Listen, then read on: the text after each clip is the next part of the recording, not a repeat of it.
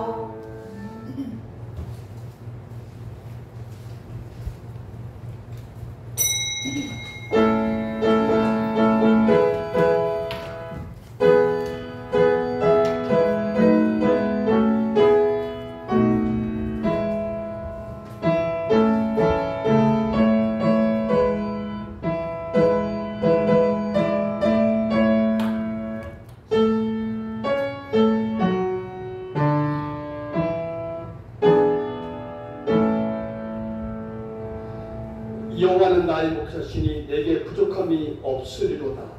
그가 나를 푸른 물밭에 누이시며 쉴 만한 물가로 인도하신도다. 하나님 아버지, 황금의 계절 9월을 우리에게 허락하셔서 감사합니다. 무덥고 지루한 여름이었지만 자연의 손짓 가운데 하나님 모든 만물들이 이구하는 그런 결실을 바라보며 우리의 삶 가운데 거하셨던 은혜를 되돌아봅니다. 하나님 그를 통하여 다시 한번 감사의 조건이 있게 인도하시고 매일 살아있음이 생명이심에 감사하는 성부의 권수들 되게 도와주옵소서. 하나님 무엇보다 인치한 온전한 예배를 드리길 원합니다. 영과 진리로 예배할 수 있도록 우리의 심령을 붙들어 주옵소서. 이 시간 영광 진리로 예배하오니 또한 홀로 영광 받아 주옵소서. 예수님의 이름으로 기원하옵나이다. 아멘. 다음 때 38장입니다.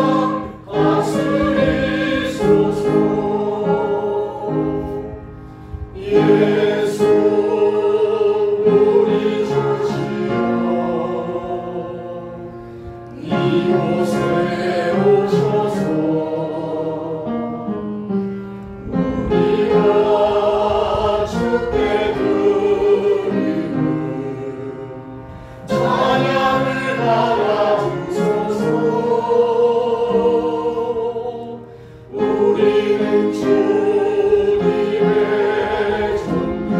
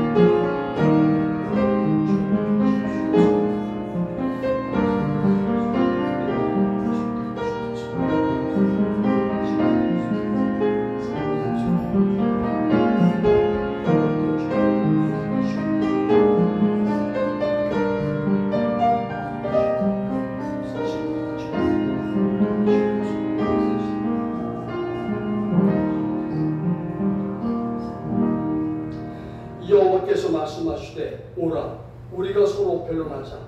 너희의 죄가 주홍 같을지라도 눈과 같이 희어질 것이요 지름같이 붉을지라도 양털같이 희게 되리라. 아멘. 이 시간 사도신경을 함으로써 우리의 신앙을 하나님 아버지께 고백하겠습니다.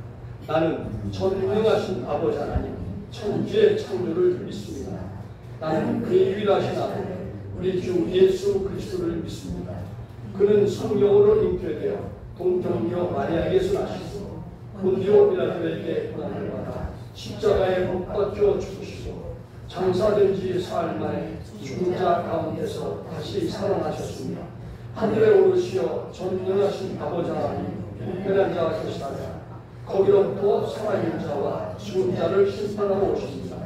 나는 성령을 믿으며 거룩한 공교회와 성도의 교제와 죄를 용서받는 것과 몸의 건강과 영생을 믿습니다. 아멘. 모두 자리에 앉으셔서 성시교독 34번입니다.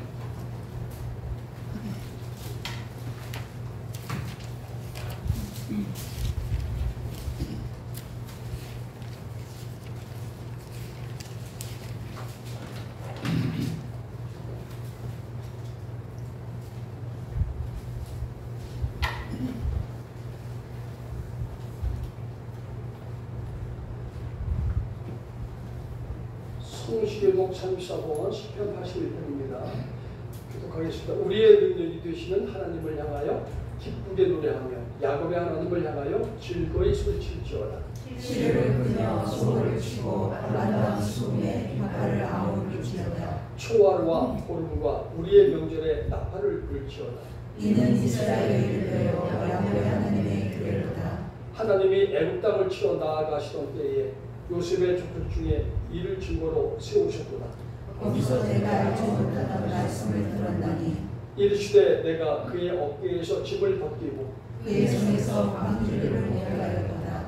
내가 고난 중에 부르짖음에 내가 너를 건졌고 우리 소리에 은밀한 곳에서 내게 응답하며 우리가 물가에서 너를 시원하였도다. 내 백성이여 들으라. 내가 네게 증언하리라. 이스라엘이여 내게 듣기를 원하노라. 너희 중에 가는 신을 조심하며 이방 신에게 절하지 말지어다. 나는 너를 애굽 땅에서 인도해낸 여호와 네 하나님이니 네 입을 크게 열라. 내가 채우리라 하였으나 내 백성이 내 소리를 듣지 아니하며 이스라엘이 나를 원하지 아니하였도다. 아멘. 330편짜리입니다.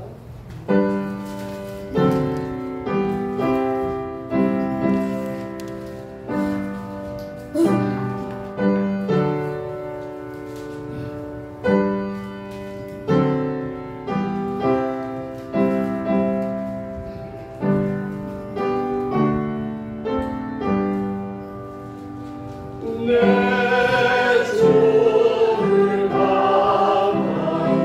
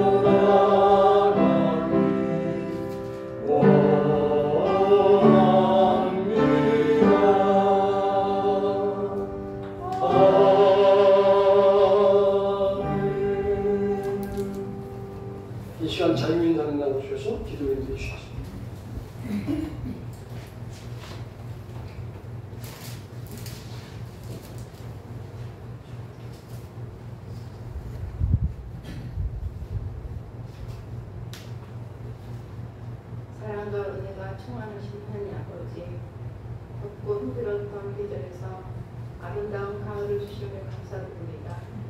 주님의 입의 자리에 불러주심도 감사드립니다. 끝끝이 은혜와 사랑에 감사와 영광을 드립니다.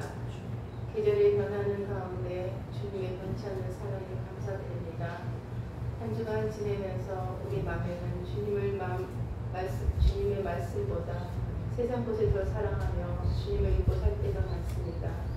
생각과 말과 행동에서 지은 모든 죄를 회개하오니 주님 용서하여 주시옵소서. 이날을 위해 기도합니다. 나라의 지도자들과 국민들이 주님 안에서 올바른 길로 걸어가게 하시고 평화와 정의가 사회 곳곳에 필요한 화합과 용서와 서로 이해하고 사랑하며 살아가는 나라가 되게 하옵소서. 다가오는 추석 명절을 맞이하여 가족들과 함께 모일 수 있는 시간을 축복하시고 주님의 사랑과 은혜를 가득 채워주시옵소서.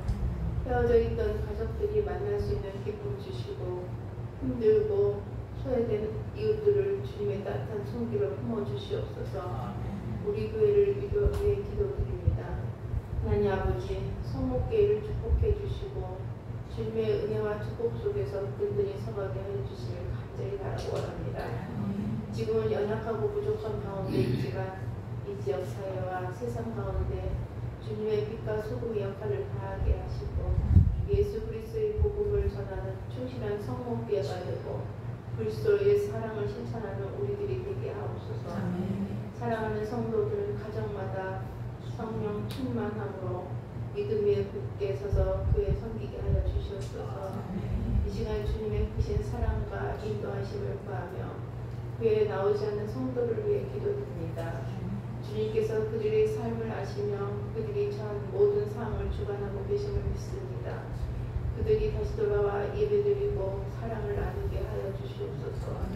마음의 상처를 받았으며 그 마음을 위로하시고 치유하여 주시옵소서. 염려와 걱정이 있다면 주님의 평강으로 그 마음을 채워주셔서 주님의 말씀을 사모하는 마음을 다시 회복하고 새로운 소망과 기쁨을 함께 할 수 있기를 간절히 원합니다.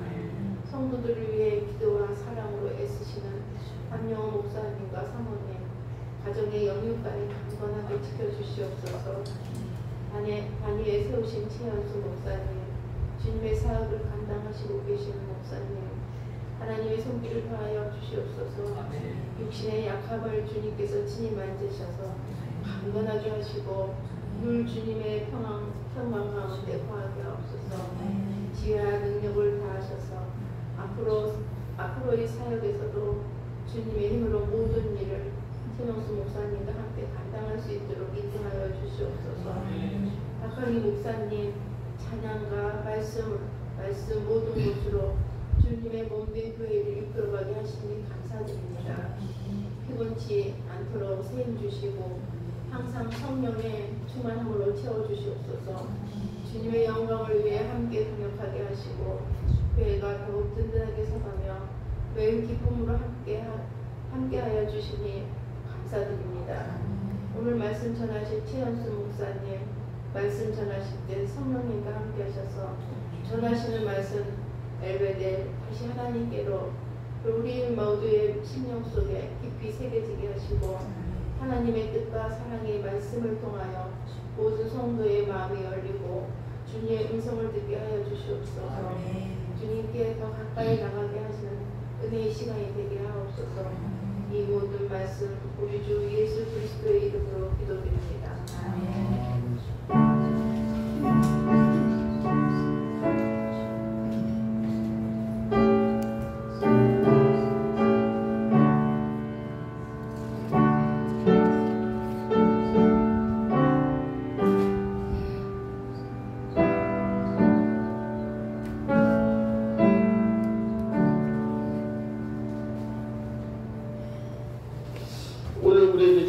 하나님의 말씀은 창세기 35장 1절에서 11절입니다. 창세기 35장 제가 가지고 있는 성경 구약 52면이 있습니다. 창세기 35장 1절에서 11절. 한 절씩 교독하고 마지막 절은 함께 교독하겠습니다. 창세기 35장 1절에서 11절입니다. 제가 먼저 한 절 읽겠습니다. 하나님이 야곱에게 이르시되 일어나 베델로 올라가서 거기 거주하며 네가 네 형 에서의 낯을 피하여 도망하던 때에 네게 나타났던 하나님께 거기서 제단을 쌓아라 하신지라. 야곱이 이에 자기 집안 사람과 자기와 함께한 모든 자에게 이르되 너희 중에 있는 이방 신상들을 버리고 자신을 정결하게 하고 너희의 의복을 갖고 이르라. 우리가 일어나 베델로 올라가자 내 환난 날에 내게 응답하시며 내가 가는 길에서 나와 함께 하신 하나님께 내가 거기서 제단을 쌓으려 하노라 하매 그들이 자기 있는 모든 이방 신상들과 자기에게 있는 거리들을 야곱에게 주니라. 야곱이 그것들을 세에 뭉쳐 상수리 나무 아래에 묻고 그들이 떠났으나 하나님이 그 사람은 돌들로 크게 두려워하게 하셨으므로 야곱의 아들들을 추격하는 자가 없었더라. 야곱과 그와 함께한 모든 사람이 가나안 땅 루스고 베델에 이르고 그가 거기서 제단을 쌓고 그곳을 엘베델이라 불렀으니 이는 그의 형의 낯을 피할 때에 하나님이 거기서 그에게 나타나셨습니다. 유다의 이모 도보라가 죽음에 그를 베델 아래에 있는 상수리 나무 밑에 장사하고 그 나무 이름을 알마기 기사라 부르더라. 야곱이 바단 아람에서 돌아오매 하나님이 다시 야곱에게 나타나사 그에게 복을 주시고 하나님이 그에게 이르시되 내 이름이 야곱이지만 내 이름을 다시는 야곱이라 부르지 않겠고 이스라엘이 내 이름이 되리라 하시고 그가 그의 이름을 이스라엘이라 부르시고 함께입니다. 하나님이 그에게 이르시되 나는 전능한 하나님이다. 생육하며 번성하라. 하는 백성과 백성들의 총회가 네게서 나오고 왕들이 내 허리에서 나오리라. 아멘. 오늘은 뜻깊은 날입니다. 성목교회 성가대가 임시적으로 줄 때는 성가입니다. 자, 다 나오셔서 369장 성목교회 초대 성가대 나오셔서 합성하겠습니다.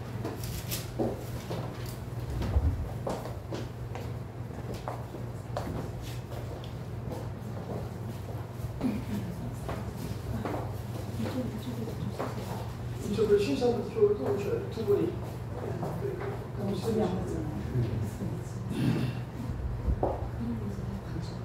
자, 1절, 2절, 간주 3절입니다.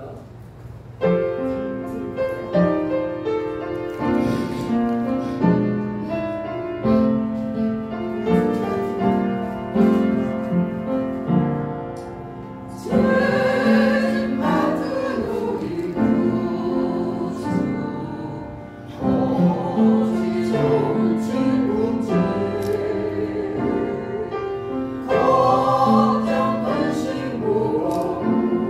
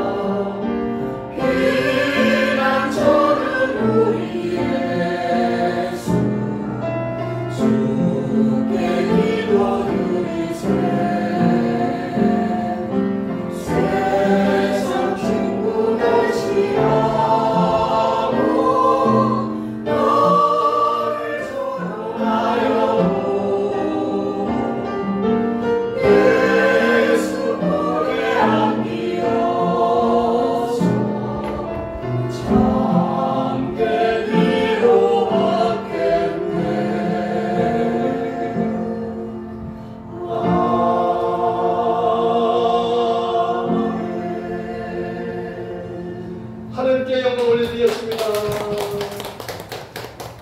우리 하나님이 얼마나 기뻐하실까.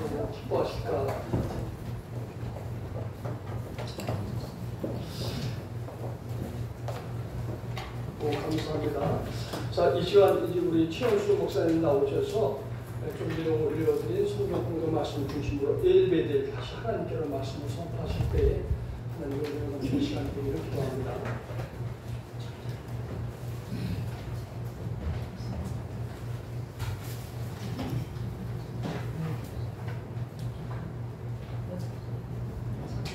찬양 소리가 너무 감동적이었습니다. 인원은 얼마 되지 않았지만 목소리가 정말 하나님 기뻐하시는 울림이 대신 있습니다. 아멘. 오늘 본 하나님의 말씀은 엘베델 다시 하나님께로라는 제목의 말씀입니다. 창세기는 전체 50장으로 기록되어 있는데 1장에서 11장까지는 원형사이고 12장에서 50장까지는 족장사로 구분되어 있습니다. 하나님께서는 아브라함을 갈대아 우르에서 불러내시고 아브라함을 통해 믿음의 조상 열국의 아기가 될 것을 약속하시고 아브라함을 통해서 언약을 맺으셨습니다. 그 언약의 약속은 하나님의 말씀대로 말씀의 성취를 통해 아이를 낳을 수 없는 죽음과도 같았던 아내 사라의 태를 열어서 백세 낳은 이삭을 통해서 이어져 갑니다. 그리고 이제 3세대인 야곱을 통하여서 이제는 개인과 부족을 넘어 민족으로 이어가는 하나님의 원대한 계획과 섭리를 야곱의 오랜 기간의 시험과 연단의 망하기를 통하여 볼 수가 있습니다.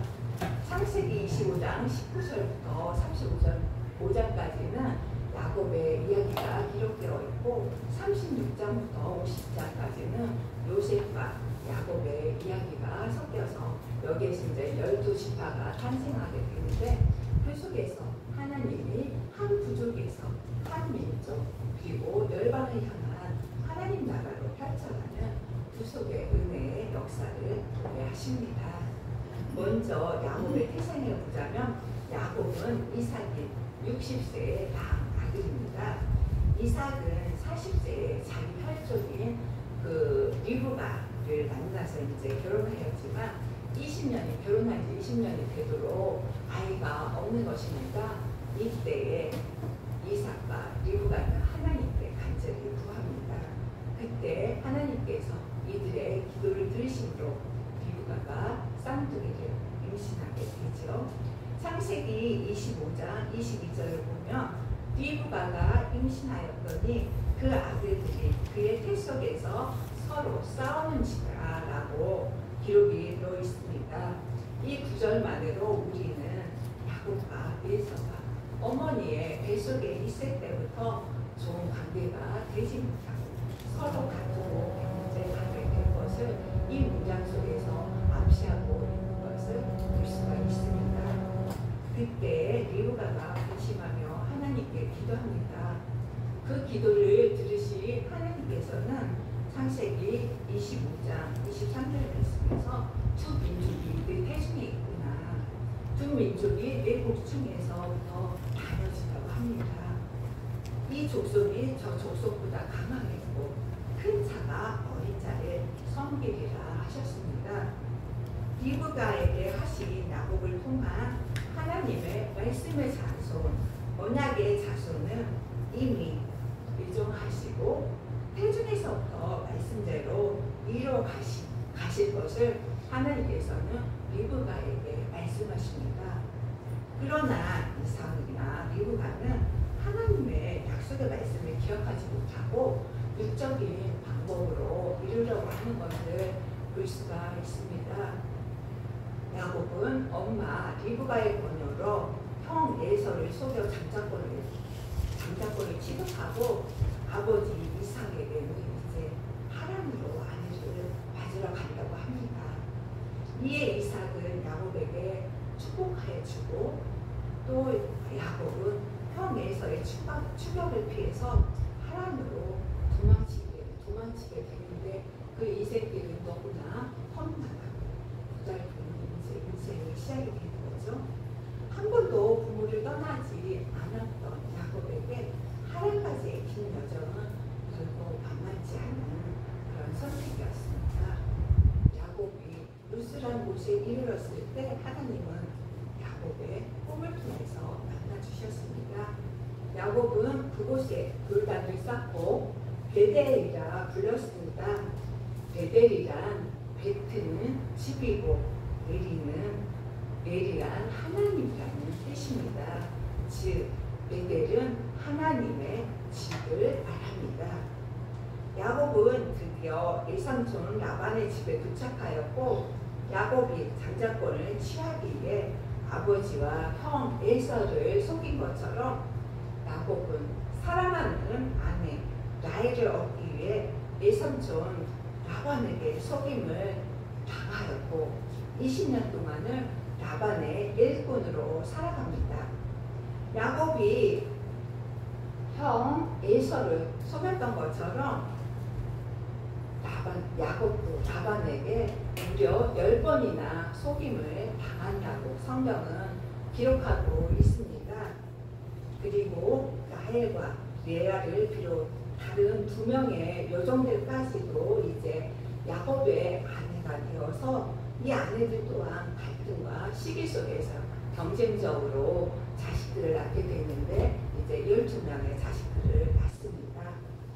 이러한 사실들은 성경에서는 이것들을 하나님이 이스라엘이 민족을 이루고 이스라엘의 구원과 이스라엘을 통하여 열방의 구속을 위한 하나님의 구원사적인 역사를 이루어가기 위해서 하나님은 우리의 인간사들을 통하여서 하나님의 구원의 역사를 이루어가고 있다는 것을 말씀을 통하여서 저희들에게 보게 하십니다.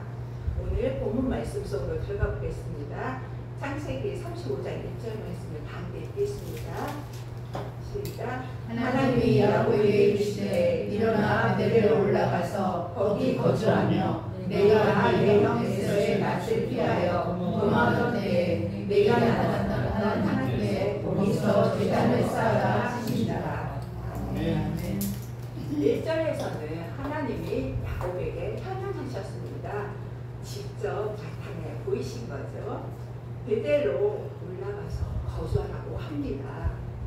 베델이 어떤 곳이었나요? 아까 야곱이 하나님 앞에 하나님을 만나서 하나님으로부터 이곳이 내가 너와 함께 하며 너의 민족이 이루겠다고 약속한 땅입니다. 야곱이 형 에서를 피해 하란으로 도망갈 때 꿈속에서 하나님이 사다리를 타고 올라내리락하며 야곱을 만나주신 것입니다. 수령과 고독 속에 광야에 던져진 야곱에게 하나님은 친히 찾아오셔서 내가 있는 이곳은 다름 아니라 하나님의 집이요 하늘의 문이라고 하십니다. 내가 있는 이곳이 하나님이 계시고 하나님이 함께하는 곳이라고 말씀하고 계시는 것입니다. 성목교회 성도 여러분, 지금 이 시간 여러분 중에도 인생의 어두운 터널길을 건너고 계시는 분이 계십니까? 고통 중에, 고난 중에 하나님이 보이지 않고 나와 함께 하시지 않는 것처럼 여겨져도 지금 홀로 견디며 외롭게 씨름하며 골방에서 기도하고 있는 성도님들의 삶의 자리가 하나님이 계시는 곳입니다. 우리의 고통에 찬 신음소리도 하나님께로 향하는 기도의 문이라는 것을 여러분들은 기억하시길 바라겠습니다. 야곱이 지금 머무르고 있는 곳이 어디인지는 창세기 33장 18절에서 야곱이 바단 아람에서부터 평안히 가나안 땅 세겜 성읍에 이르러라고 기록하고 있습니다. 34장 그 앞절 33장 18절에 이렇게 이제 야곱이 세겜에 이른 것을 이야기하고 있죠.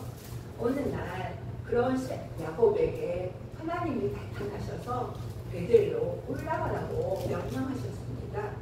오늘 본문에서 하나님께서 야곱에게 베델로 올라가라는 말씀을 이해하려면 야곱의 인생 이도 경로를 알아야 하겠죠. 야곱은 형의 낯을 피하여 외삼촌 집인 하람, 오늘 본문에서는 바단 아람이라고 나오죠. 하람에서 20년 동안 같은 지명을 다르게 이렇게 표현하고 있는 것입니다. 20년 동안 피하여 있다가 4명의 부인과 12명의 아들들과 많은 가축과 재물을 얻게 되죠. 하지만 이러한 야곱이 이 가축과 재물들을 취한 과정을 보면은 야곱의 속임수를 통하여서 이루어진 것들을 볼 수가 있습니다. 불어난 재물로 인하여서 라반이 야곱을 대하기 예전과 같지 않자 하나님께서는 야곱에게 내 조상이다, 내 족속에게로 돌아가라 하십니다. 그런데 돌아가려 하니까 고향에 있는 형이 이제 생각나는 거죠. 형은 어떤 사람입니까? 에서라는 뜻은 붉은 사람이라는 뜻입니다. 그만큼 에서는 털이 많았고 야곱에서 사냥하며 굉장히 혈기왕성하고 또 혈기가 많은 사람이었습니다. 그런 형을 속여서 장자권을 빼앗았으니 거짓말하고 도망쳤는데 이제 그 형에게로 돌아가려고 하니까 얼마나 무섭고 두렵겠습니까? 그래도 일단 하나님의 말씀에 순종하여서 식솔들을 거느리고 고향길로 향하고 요단강을 건너기 전 약속 나루에서 이제 하나님의 사람을 만나게 됩니다. 야곱은 하나님의 사람을 끈질기게 붙잡고 밤새도록 씨름하며 놓아주지 않았습니다.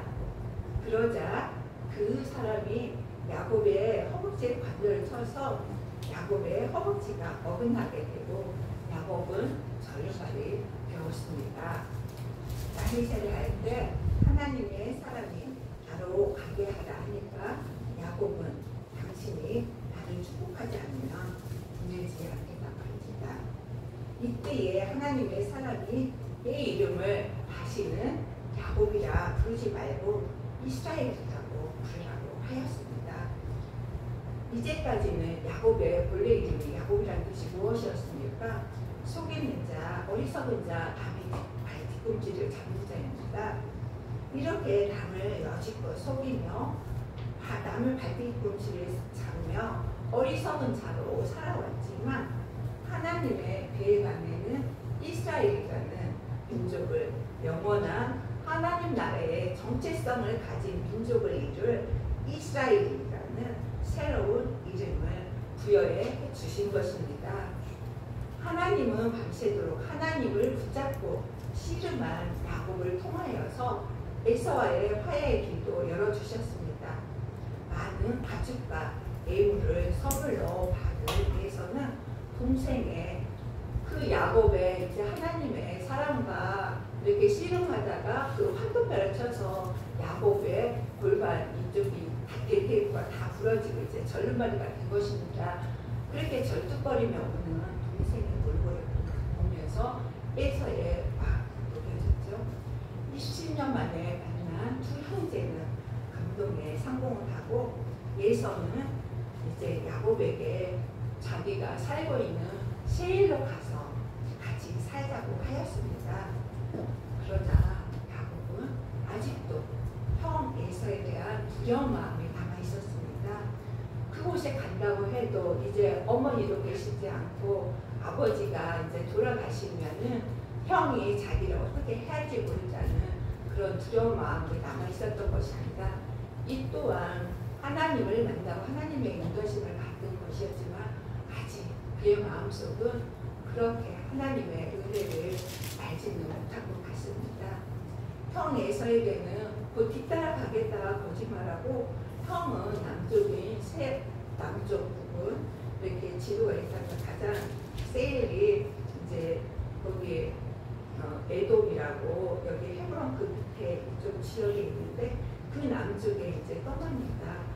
그런데 자신은 야곱은 북쪽 여기 이제 요단강 건너기 전 스콧인데 그곳으로 방향을 틀어서 얼마간 스콧에서 살다가 33장 18절에 야곱이 바단 아람에서부터 평안히 가나안 땅 세겜 성읍에 이르러 그 성읍 앞에 장막을 치고 그리고 19절과 20절 그가 장막을 친 것을 세겜의 아버지 함롤의 아들들의 손에서 베크시타에 샀으며 거기에 제단을 쌓고 그 이름을 엘에로에 이스라엘이라 불렀더라 합니다.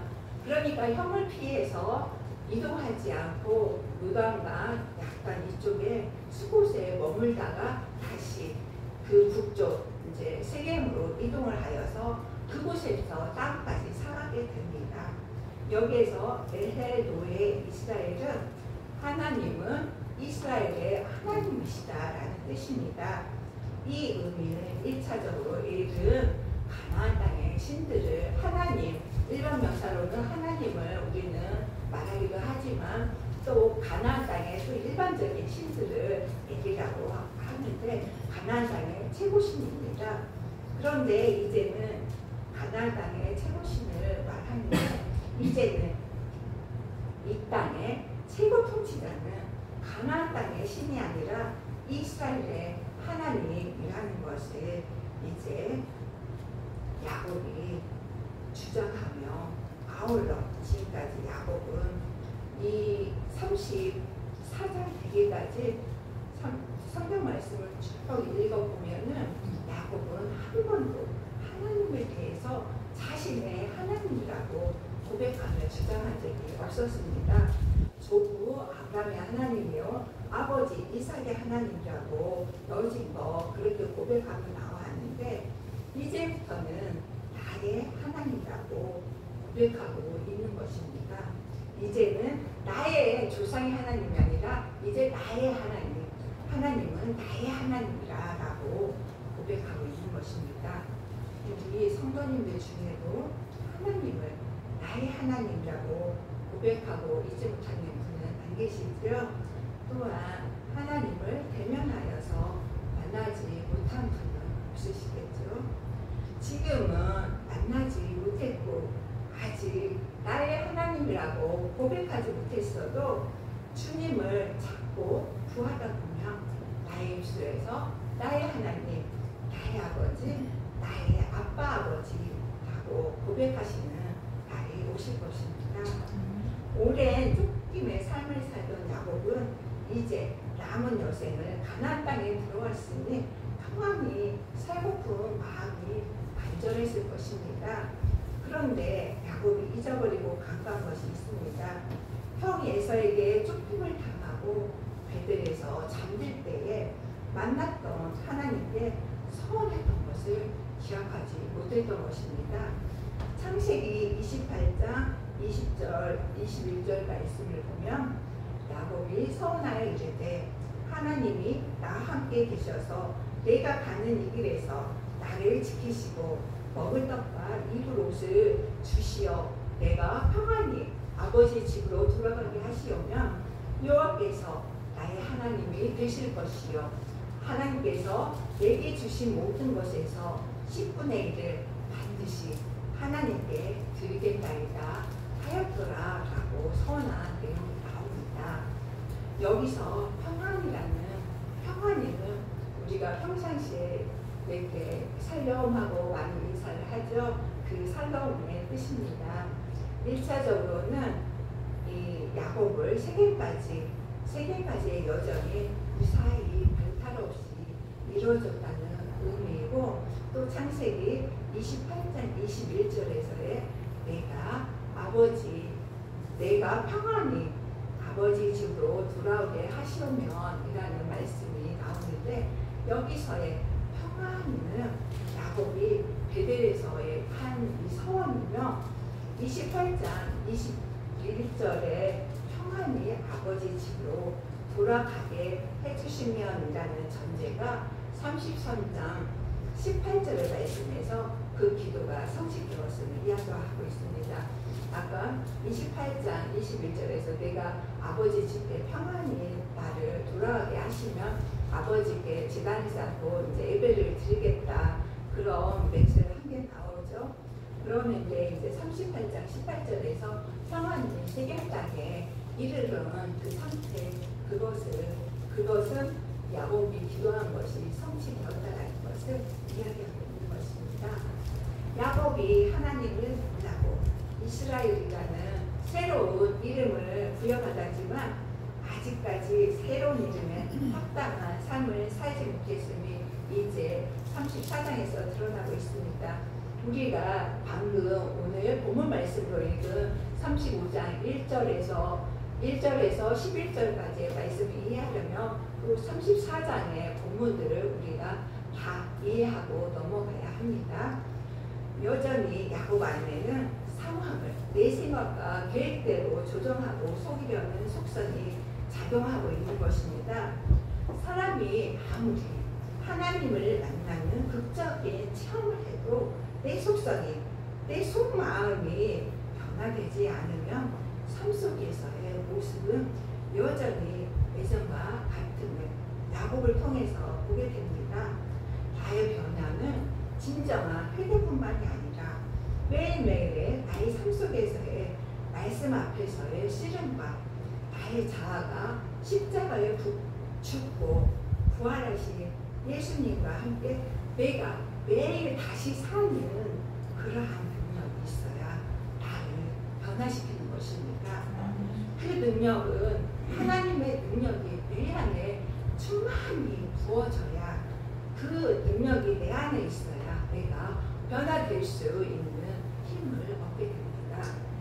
야곱은 하나님의 말씀대로 가나안 땅까지는 들어왔지만 창세기 28장 2절에서 내가 평안히 아버지 집으로 돌아가게 하시오면이라는 자신의 약속이 베델까지는 이르지 못했던 것입니다. 야곱이 세겜에 머문 이유는 세겜은 상업적으로 크게 번성한 중심지라고 합니다. 그리고 야곱이 20년간 살았던 하란과도 같이 닮은 모양보를 하고 있다고 합니다. 그래서 이렇게 발달한 도시 문명이었기 때문에 야곱은 자신이 살았던 익숙한 곳에 삶의 터전을 마련하라고 했던 것이죠. 이러한 이유로 정착한 곳을 하나님께 묻지 않고 자신과 타협하여서 결정해 버렸습니다. 창세기 34장 20절을 보면 야곱이 하몰의 아들들에 대해서 190가의 세겜 땅을 샀다고 기록되어 있습니다. 땅을 샀다는 것은 이제는 떠나지 않고 그곳에 평생 살겠다는 의지가 들어있는 것입니다. 그런데 성경에서는 이러한 도시 문명에 대하여 부정적으로 보고 있습니다. 왜냐하면 인류 최초로 하나님을 대적한 가인의 후손들이 가인성을 쌓았고 또한 도시의 기능은 자기를 보호하기 위해 성을 쌓고 자기들의 힘을 또 거기에 속해 있는 그룹들의 힘을 자랑하고 하나님을 대적하는 세상의 문화들이 만들어지기 때문입니다. 그리고 한 곳에 정착하여 안정적인 삶을 추구하는 것은 인간의 기본적인 욕구죠. 누구나 평안히 안정히 살아가기를 원하죠. 그런데 도시 문명은 또 그것만으로 우리가 만족하면 좋을 텐데 그러한 것들은 또 소유가 안정이라면서 사람을 유혹합니다. 거기에서 또 문제는 소유하면 또 우리 속에 어떤 마음이 생기나요? 더 가지려는 마음, 더 많이, 더 큰 것을 가지려는 그런 욕구들이 우리들은 자꾸 생겨나죠. 그래서 그 욕구가 멈추지 않고 계속 자라나는 것이 있습니다. 이는 탐욕으로 죄에 뿌리며 우상숭배입니다. 가나안 땅에 정착한 이스라엘 백성들이 하나님 나라의 백성으로서 정체성을 상실하고 그들 속에 동화되고 혼합되어 결국 이방 민족에게 멸망당한 사실은 오늘을 살아가는 우리가 이 말씀 속에서 그들의 모습 속에서 그럼 우리는 어떻게 살아야 할 건지를 던져주고 있습니다. 우리는 하나님의 소유된 백성이요 거룩한 나라의 제사장으로서 이 땅에서는 나그네의 삶을 살아야 합니다. 썩어 없어질 이 땅의 것에 소망을 두는 것이 아니라 영원한 생명의 하나님 나라를 소망하며 살아가야 합니다. 이러한 야곱의 모습은 가나안 땅에는 들어왔지만 그것은 저간에 순종일 뿐입니다. 절반의 순종이 아닐 수 있을까요? 여전히 불순종인 것입니다. 우리들 또한 그렇습니다. 우리 또한 어떤 문제 앞에 놓였을 때 하나님께 기도합니다. 하나님, 이 문제만 해결해 주시면 하나님 말씀대로 순종하고 하나님 뜻대로 살고 하나님께 헌신하며 믿음 생활 또한 열심히 하겠습니다라고 하나님 앞에 간절하죠. 그러나 그 문제가 해결되면 어떻습니까? 화장실 들어갈 때와 나올 때가 다른 것처럼 하나님께 한 약속을 잊어버리고 여전히 같은 모습으로 살아가는 것이 나와 같은 존재입니다.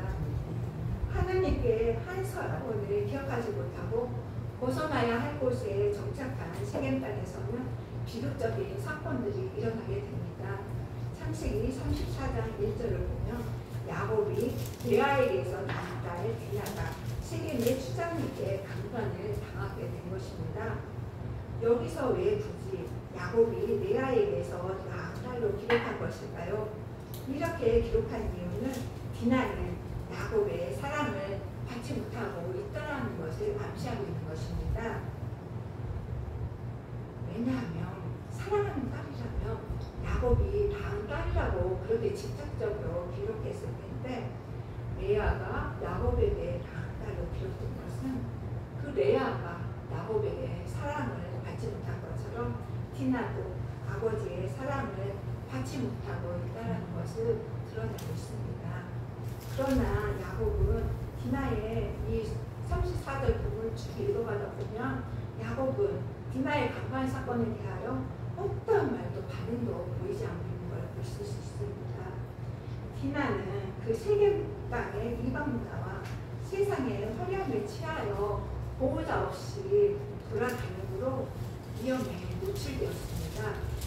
어떤 학자들은 디나의 외모가 그 증조모인 사로나 조모인 느보가를 닮아서 외모가 뛰어나다고 그렇게들 이렇게 예측하는 학자들도 있습니다.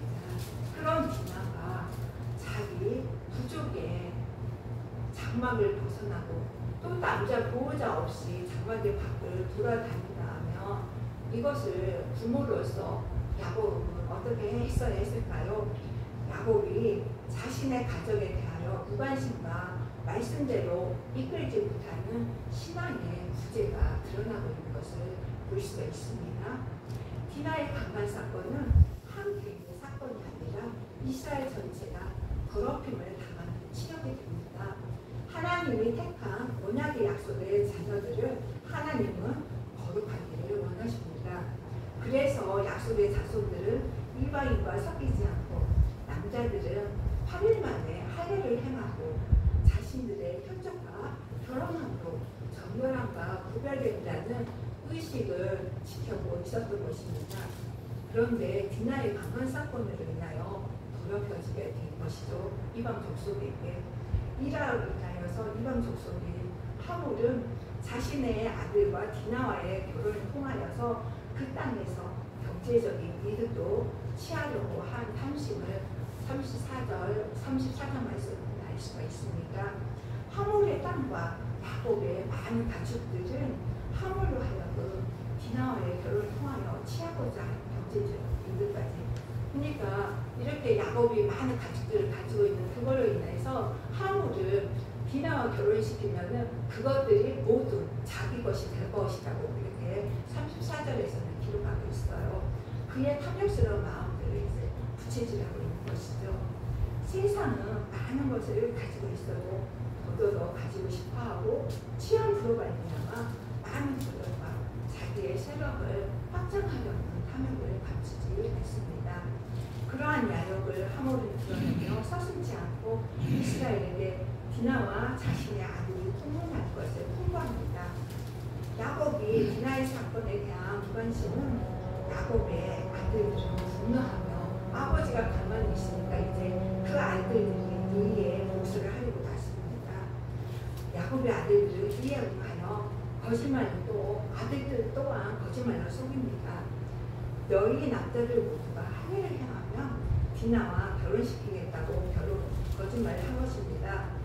세겜성의 모든 남자가 할례를 받고 3일째 될 때에 레위와 시므온이 그 성읍의 모든 남자를 다 죽여버립니다.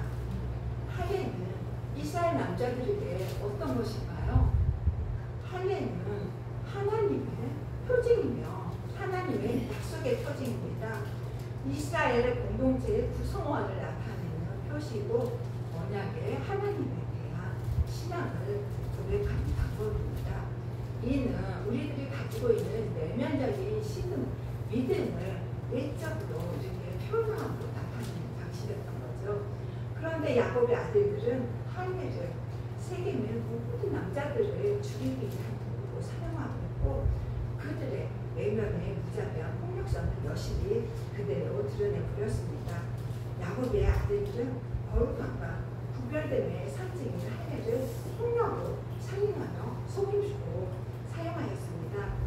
이 사건들은 하나님을 만났지만 온전하지 못한 믿음, 변화되지 못한 일습성들, 일례로 회복되지 못하고 하나 되지 못한 야곱 가정의 연약함을 보게 됩니다. 이러한 일들을 겪은 야곱에게 35장 1절에서 하나님은 일어나 베델로 올라가서 거기 거주하라 명령하신 것입니다. 내가 원하므로 내가 너에게 주고자 하는 땅으로 떠나가는 것입니다. 베델로 가기 위해서는 야곱 자신과 모든 가족 그리고 그와 함께한 모든 사람들이 먼저 행해야 하는 성결 조건들이 있었습니다. 35장 2절 말씀을 다 읽겠습니다. 시작. 야곱이 이에 자기 귀한 사람과 자기와 함께한 모든 자에게 이르되 너희 중에 있는 이방 신상들을 버리고 너희 자신을 정결하고 너희의 의복을 바꾸어 입으라. 34장이 정결함을 잃어버렸다면 이제 35장은 정결함을 회복하기 위한 하나님의 조치인 것입니다. 그 정결함을 회복하기 위해서 첫 번째는 이방 신상을 버려야 하고 두 번째는 자신을 정결하게 하고 세 번째는 의복을 바꿔 입으라고 하였습니다.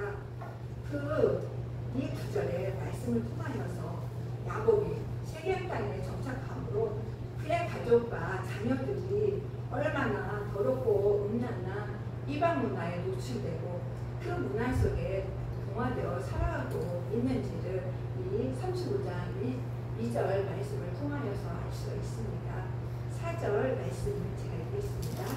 그들이 자기 손에 있는 모든 이방 신상들과 자기 뒤에 있는 귀고리들을 야곱에게 주는지라. 야곱이 그것들을 세겜 근처 상수리 나무 아래에 놓고 하면 4절에서 귀고리는 우리가 일반적으로 달고 다니는 그런 장신구가 아닙니다. 여인들이 자기의 몸을 꾸미기 위하여 멋을 내기 위하여 그렇게 달고 다니는데 그 세겜성에 살고 있었던 사람들을 말합니다. 이 사람들은 이방 종교의 신상들이 그 기벽에 새겨져 있었다고 해요. 그러한 것들을 부적처럼 달고 다녔던 것입니다. 자기를 지켜줄, 자기 몸을 지켜줄 속옷신처럼 이 귀걸이를 달고 다녔기 때문에 이 귀걸이 또한 이방이 우상에 속했던 것이죠. 이방신들을 나무 밑에 묻고 묻는 행위는 이교도들의 제일 형태를 철저히 파괴하고 불살이라는 신명기 7장 5절 9절에 나와 있습니다. 이 말씀대로 행한 것입니다. 이처럼 우리가 세상에 대하여 한순간이라도 방심하면 영적으로 얼마나 우리가 순식간에 무너질 수 있는가를 세겜에서의 디날 사건을 통하여 우리는 알 수가 있습니다. 6절 말씀을 다 읽겠습니다. 시작. 야곱이 그와 함께한 모든 사람이 가나안 땅 루스고 베델에 이르고 그가 거기서 제단을 쌓고 그곳을 베델이라 불렀으니 이는 그의 형을 죽게 할 때 하나님의 거기서 그에게 나타나셨습니다. 아멘. 베델은 어떤 곳이었습니까? 베델은 야곱이 하나님을 처음으로 만났던 곳이었죠. 그 자리에서 야곱은 자신의 삶에서 하나님 중심의 삶으로 전환하게 하나님께서 야곱이 절망하며 두어있던 그 땅을 야곱과 그 자손들에게 주시겠다고 하나님께서 약속하신 약속의 땅이요 축복의 땅이었던 것입니다. 이제 그곳에서 야곱은 예배의 자리로 제대로 돌아온 것입니다. 하나님 앞으로 하나님께로 돌이킨 것입니다. 이전에는 자신의 삶을 살기 위해 거짓과 속임수를 행하고 자신의 생각과 자신의 뜻대로 행하였지만 그리고 그대로 결정하였지만 이제는 하나님께 돌이켜 예배를 회복함으로 하나님을 통한 진실한 언약의 확정자임을 드러내주고 있습니다. 엘 베델이란 베델에서의 하나님이란 뜻입니다. 첫 번째 그 꿈에서 만났을 때 베델에서는 꿈을 통하여서 하나님을 만났지만 이제 두 번째 다시 베델로 올라갔을 때는 이제 하나님을 만났는데 이 자리는 회복의 자리입니다. 하나님이 직접 대면하셨고 또 하나님을 직접 대면함으로 그는 회복할 수 있었습니다.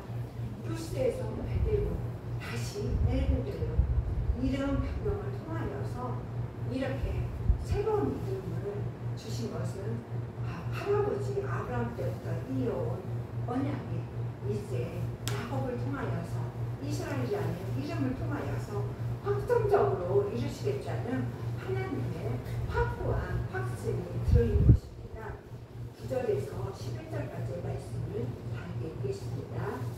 시작. 야곱이 발바닥에서 돌아오매 하나님이 다시 야곱에게 나타나사 그에게 복을 주시고 하나님이 그에게 이르시되 내 이름이 야곱이라면 내 이름을 다시 야곱이라 부르지 않겠고 이스라엘이 내 이름이 되리라 하시고 그가 그의 이름을 이스라엘이라 부르시고 하나님이 그에게 이르시되 나는 전능한 하나님이라 생육하며 번성하라 한 백성과 백성들의 총회가 너희에서 나오고 왕들의 허리에서 나오리라. 아멘.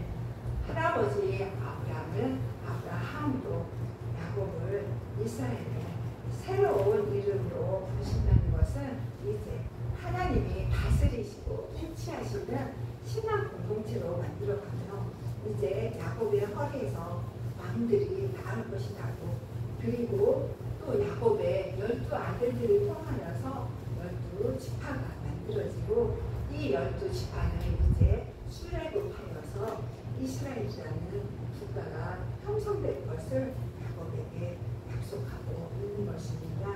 그 하나님의 약속의 계획이 성취가 오늘 말씀을 통하여서 하나님이 다시 한번 아브라함에게 주셨던 것을 이제 이스라엘 야곱에게 주는 것을 알 수 있습니다.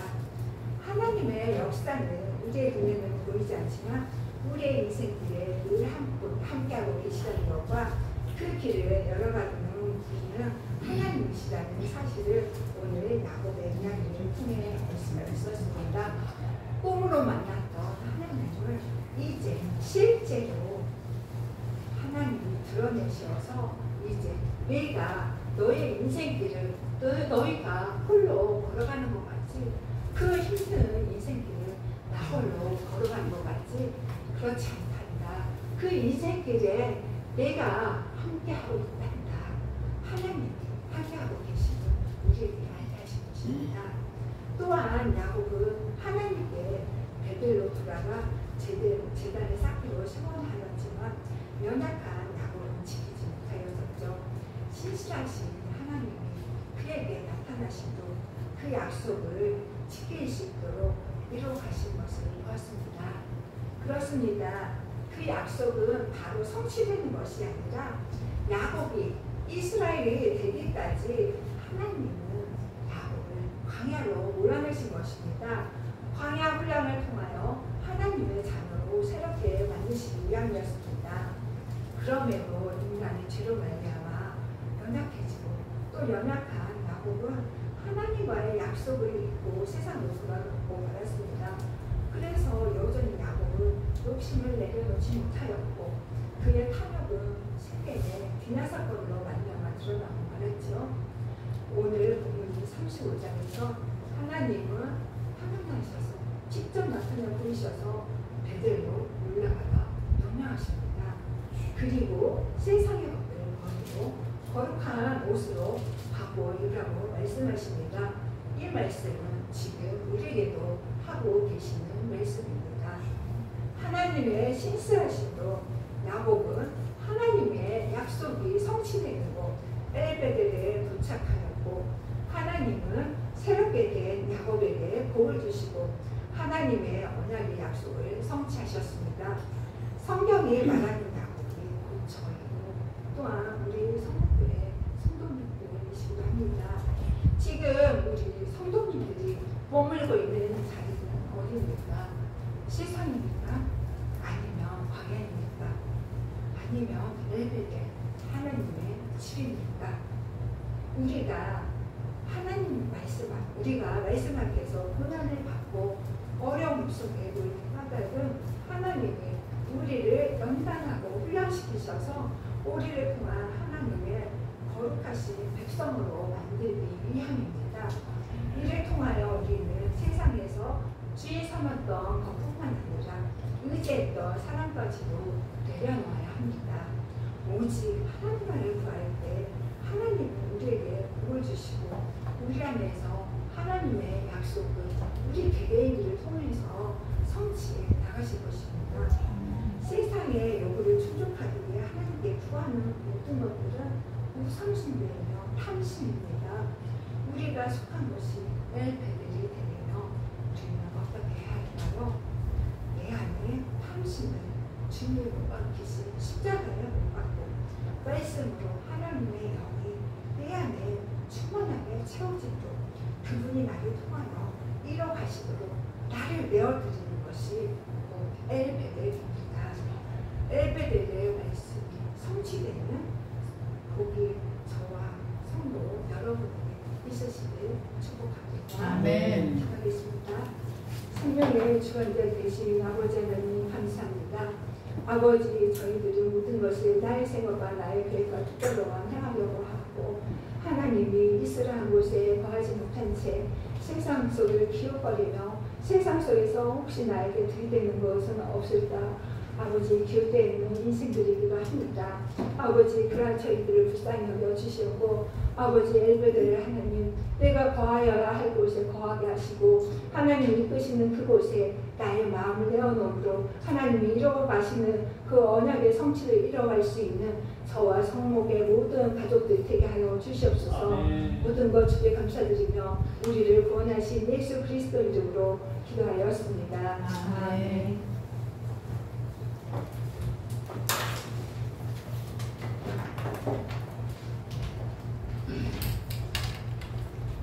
오늘 귀한 말씀 우리에게 전해주신 최연성 목사님 감사하다고 감사의 박수 한번 올려드리겠습니다. 다같이 50장 찬양하면서 준비한 예물 드리도록 하겠습니다.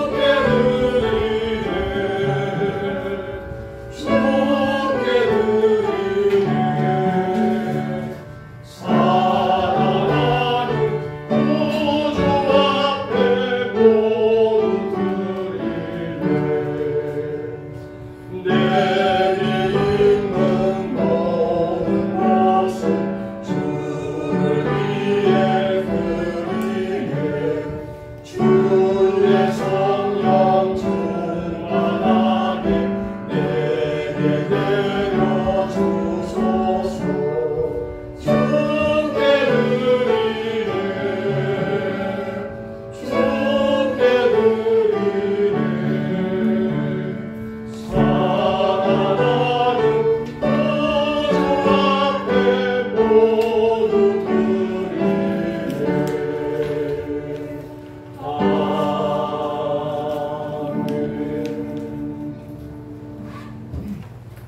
하나님 감사합니다. 지난 8개월 동안도 은혜로 지켜주시고 특별히 폭염 속에서도 저희를 날개 가운데 품어 안아주시고 저희를 지켜 보호하여 주신 아버지 하나님, 이제 구원을 허락하여 주심을 감사드립니다. 지난날에도 감사했고 현재도 감사하고 앞으로도 날마다 하나님 앞에 감사하는 일로 인하여 여호와 앞에 즐거워하며 여호와 앞에 춤추는 저희들 되게 하여 주시옵소서. 우리의 삶이 오직 하나님 앞에 감사함으로 살아갈 수 있는 은혜를 더하여 주시옵소서. 앞으로도 더 많이 하나님 앞에 감사하게 하여 주시옵소서. 우리 주님 예수 그리스도 이름으로 기도드리옵나이다. 아멘. 감사합니다. 한 주간 제가 교회를 비웠는데 마음속에는 한 달, 1년 정도 지나고 온 것 같아요. 너무너무 많이 보고 싶었어요. 진짜로 보고 싶었어요. 눈이 지금 물렸어요. 오늘 예배하고 식사 후에 8월달 재정보호를 위한 계집회가 있겠습니다. 그리고 제가 이 교회에 부임하면서부터 원로 목사님이 쓰시던 이 주보 그대로를 딱 바꾼 거는 참회 기도 하나 추가한 것 외에 없이 8년 동안 썼습니다. 그런데 이 주보를 우리가 돈 10원도 안 주고 이 친구 장로님 한 분이 일색을 하는데 이 친구가 네가 목회할 때까지는 자기가 주고 해주겠다. 그래서 2번 해서 다 써가요. 그래서 지난주에 모일이 있어서 만나서 주보 한 장 가져왔어요. 주보 다 써간다. 한 번만 더 해주라. 그리고 줬어요. 그랬더니만 어제 또 주보를 해서 한 박스를 싣고 왔어요. 아마 3, 4년 더 쓸 겁니다. 왜 제가 주보를 이걸 안 바꾸고 원로 목사님 쓰시던 걸 그대로 썼느냐 하면 어떤 면에서 원로 목사님이 교회를 창립할 때부터 이 주보 하나 만드는 것이 엄청나게 어려운 일이거든요. 심혈을 기울여서 준비했을 거라고 저는 생각을 해요. 그래서 제가 하도 안 바꾸고 그대로 사용하고 있습니다. 그리고 예배 제일 밑에 보면은 축도가 제가 부임한 날부터 지금까지 축도는 한 사람도 안 바뀝니다. 항상 주보에는 우리 원로 목사님 이름이 되어 있습니다. 그러나 못 오시면은 우리가 하고 의회다가라도 오시면 그 어른이 축도를 해주시고 어떤 면에서는 이게 성목교의 전통입니다. 최 목사님도 다른 건 몰라도 축도는 손대지 마십시오.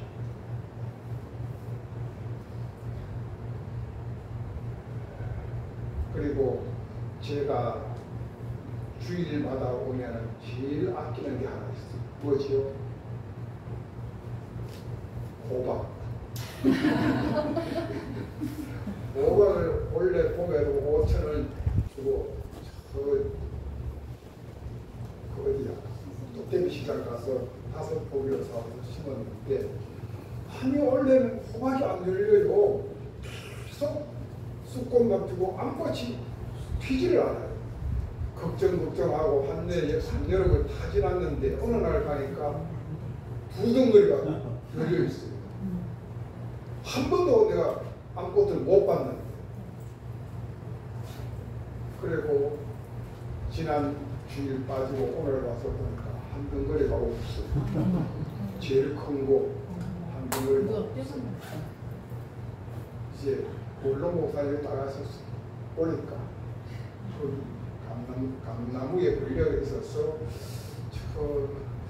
혹시 원로 목사님 오면 저걸 자르면 어떻게 할까? 감나무 늘어진다고 호박순 자르면 어떻게 할까 걱정을 해서 밑에다 제가 받침대를 맞춰서 대서 나왔어. 그리고 호박을 얹어 놨어.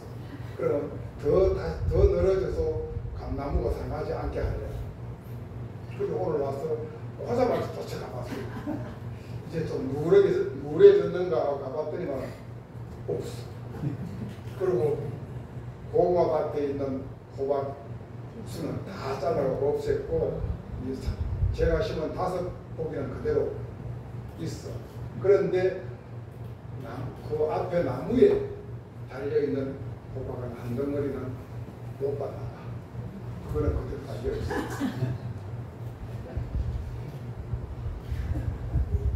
우리는 호박을 먹으려고 안 심어요. 언제? 추수감사될 때 하나님 앞으로 드립니다. 그러니까 몇 년 동안은 외부로부터 받아서 올렸어요. 올해는 한번 우리가 정성껏 심어서 한번 해보자 하고, 작년하고 올해 하기는 작년에도 실패했고, 올해도 또 외부에서 봉수를 해와야 될 것 같아요. 호박은 대한민국에서 제일 좋은 늙은 호박을 갖다 올려요.